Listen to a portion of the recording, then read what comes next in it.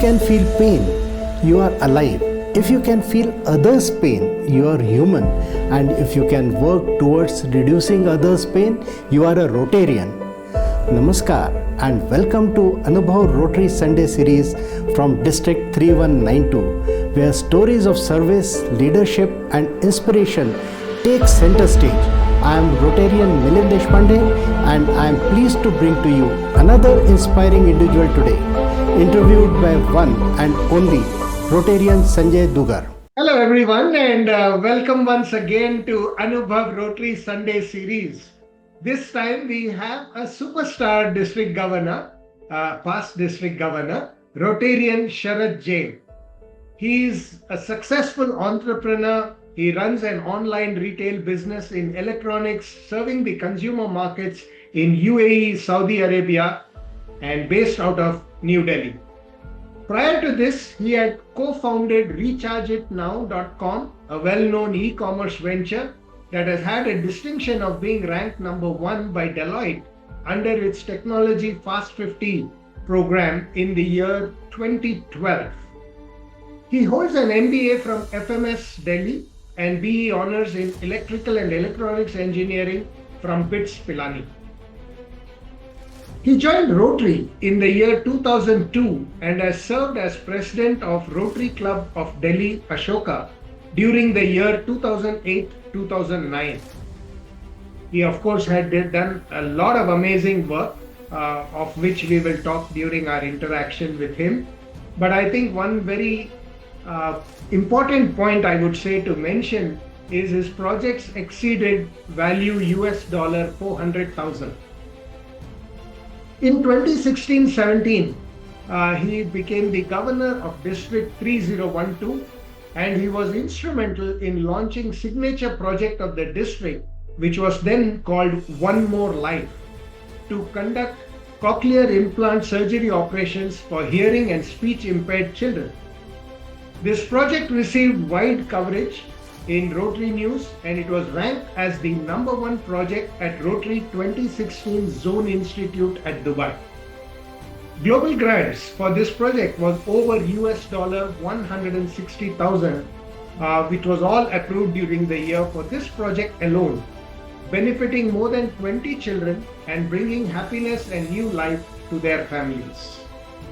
Some important assignments handled by none other than Sharat Jain was the RRFC Zone 4 2026 to 2029, Chairman Tejas Rotary Zone Institute 2025, New Delhi Zones 4, 5, 6 and 7, Assistant EMGA Zone 4 2025-26, Chairman of Disha 2024, New Delhi, the Goal Setting Seminar of Zone 4, 5, 6 and 7. Assistant Regional Rotary Foundation Coordinator of Zone 4, 2020-2021 and again 2023 to 2025. And of course, he's had many other amazing positions. I would like to bring upon a little bit more focus on hearing his words of wisdom.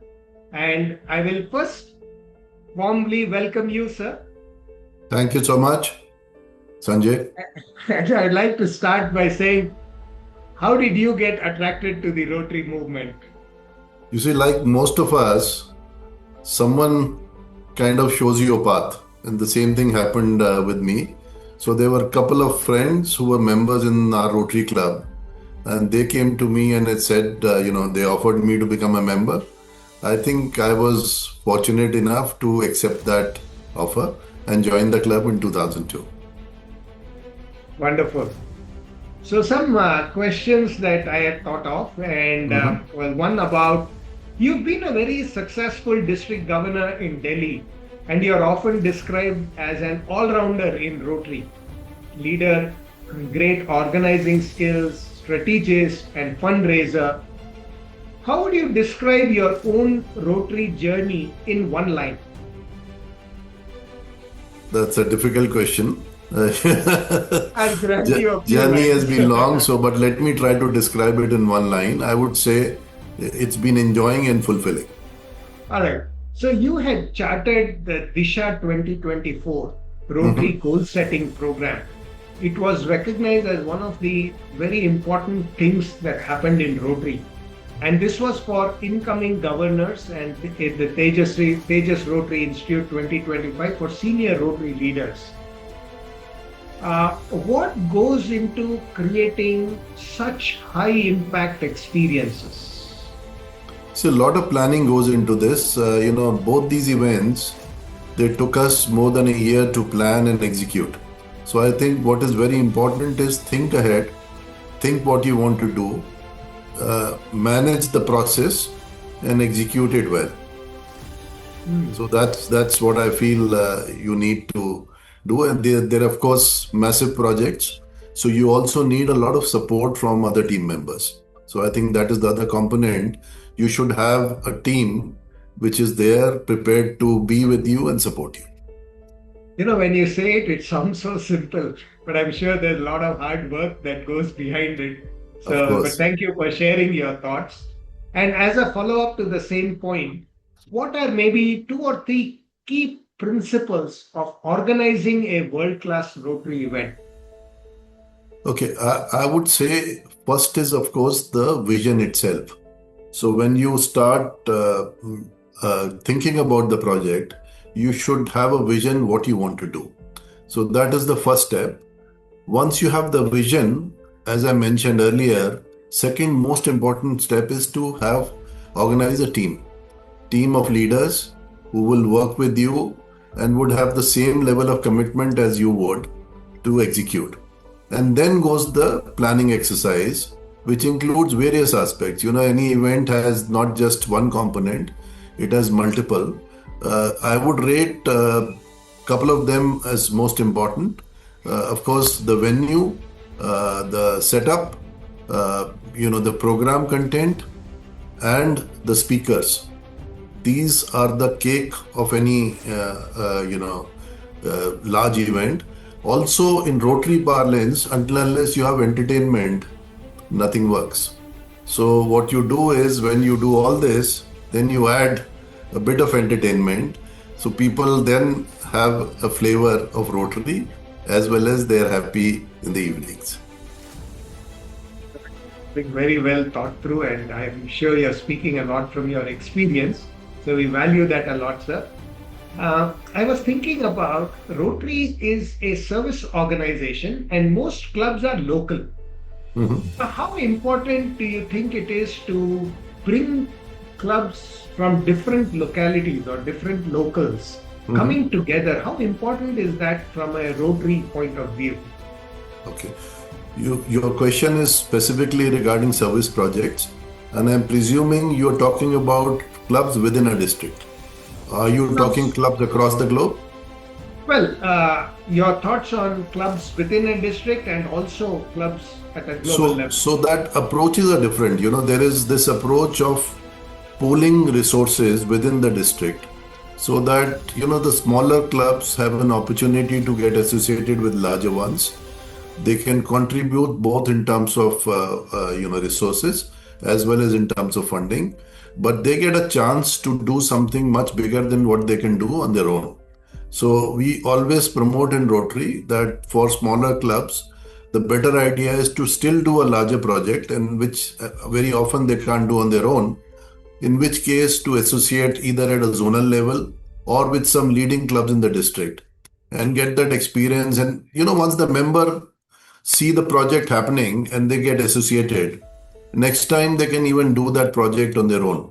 So this is a journey which we must take most of the clubs through. So finally, as I always say, a lot of people come to Rotary, and which is true for myself also, without knowing anything. But once you get into Rotary clubs, you need to expose them to service projects. And as they get exposed, they start understanding Rotary much better. Coming to international part, that has been the essence of service projects in Rotary for very long. If you look at our foundation, it comes under the International Avenue of Service. And therefore, whenever you do any global grant or even earlier things like matching grants and others, there has always been a requirement to have a overseas club assisting you. And the role of overseas club is much beyond just giving you financial contribution. They will publicize your project in their areas. They will provide you expertise.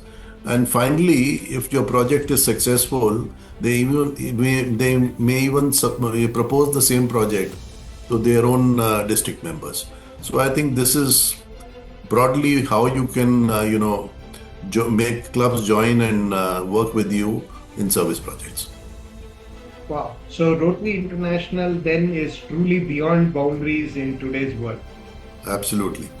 So that's the global side. And the thoughts of nurturing a small club to partner within their zone or their district is also a brilliant idea, because everyone aspires to do larger projects, and therefore that might be some really good ideas. So are there some tips that you would give these leaders of those kind of clubs? Especially, let's first look at the ones which are slightly smaller in size and more local. What kind of tips would you give them to create a network within their zone or district? The biggest tip is attend district events. So this is the key. Many smaller clubs, because they are not very active, tend to ignore the district events like district training assembly or district conference, or even large projects which are done by clubs in the district or district itself. So they should start attending it. And I have myself seen very often when members from these clubs come there, their eyes get opened and they start thinking big. So I think exposure is the primary thing. And of course, once you meet, you develop relationships. And once you develop relationships, you start doing things together. Yeah, I think the first step is networking. So I think that's a great opportunity in the district events, conferences, ICGFs, and everything else.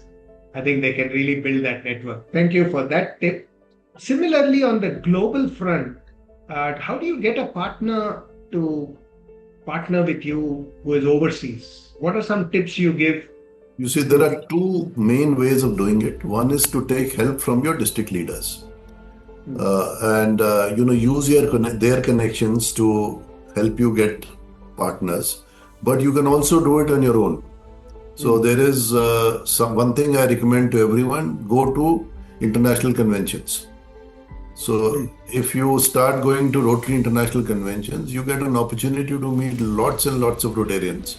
And if you are smart enough, you will probably be able to find some partners on your own. So these are the two main sources: do it yourself or take help from leaders in your district.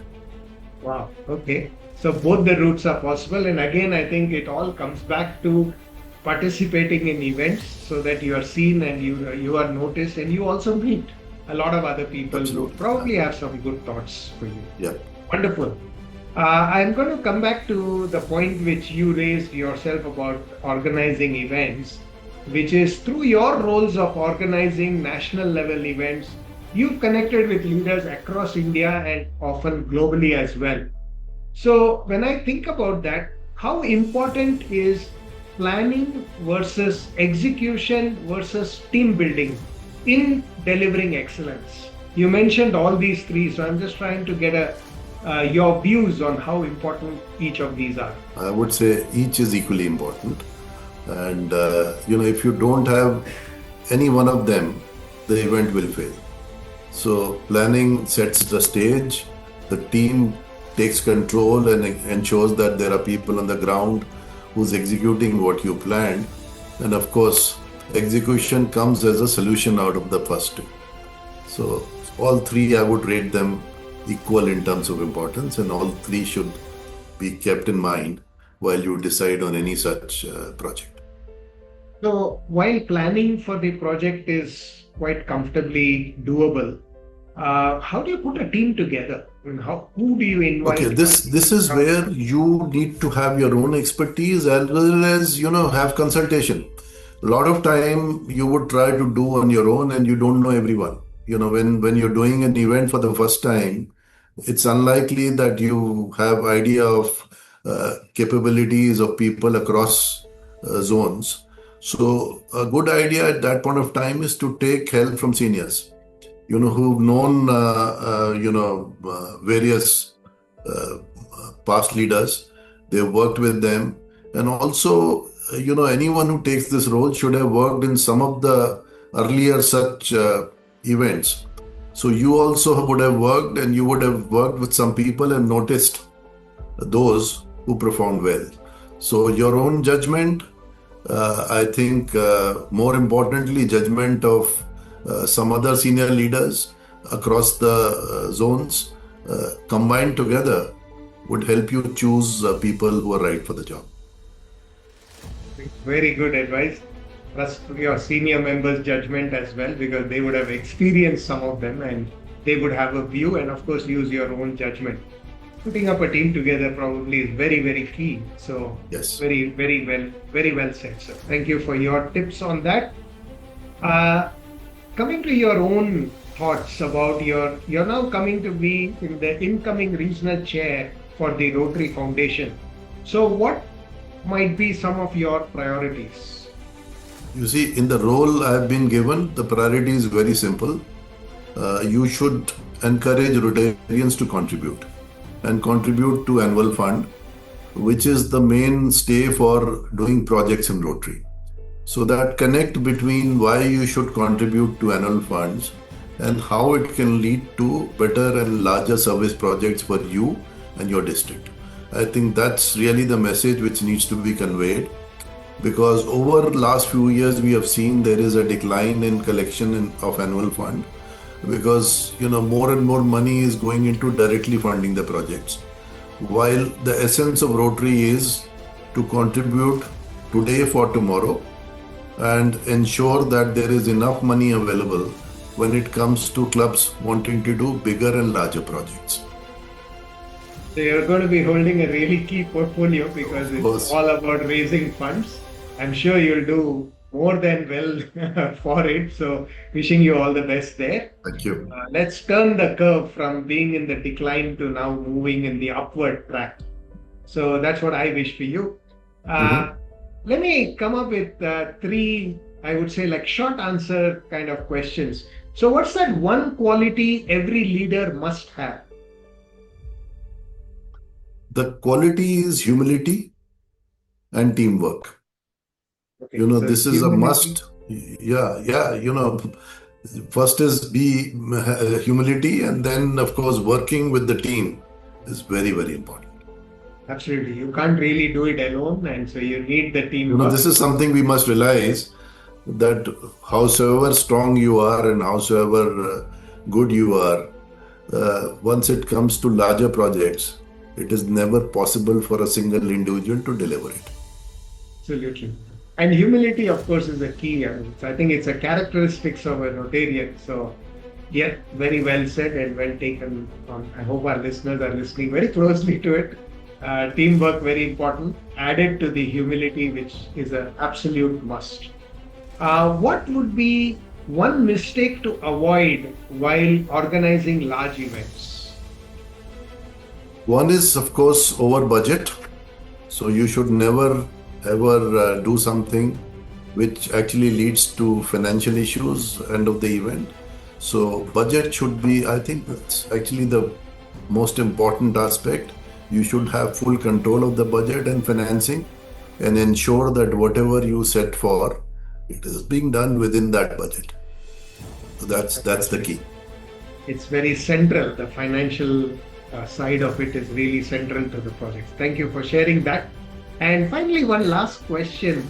If you had to describe Rotary in one sentence, what would you say?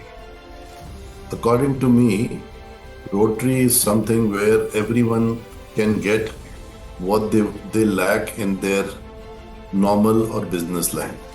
So it complements what you have achieved in your personal and corporate life. Fantastic. So it's like that little making your life whole, right? So you have your personal, professional, and you need the Rotary side to it. Thank you very much. I think really powerful sentence there. I hope a lot of people will be inspired to be not just members of Rotary, but be real Rotarians. So thank you for that. We really value the time that you've taken to join us in this. I'm sure your words of wisdom will be appreciated by everyone who hears it. Thank you very much, sir, for joining us and wish you all the very best. Thank you, Sanjay, and thank you for giving me this opportunity to reach out to your audience. Thank you. Thank you. Thank you for joining us on this episode of Rotary Sunday series. If today's story inspired you, share it and subscribe for more such meaningful conversations from Rotary District 3192.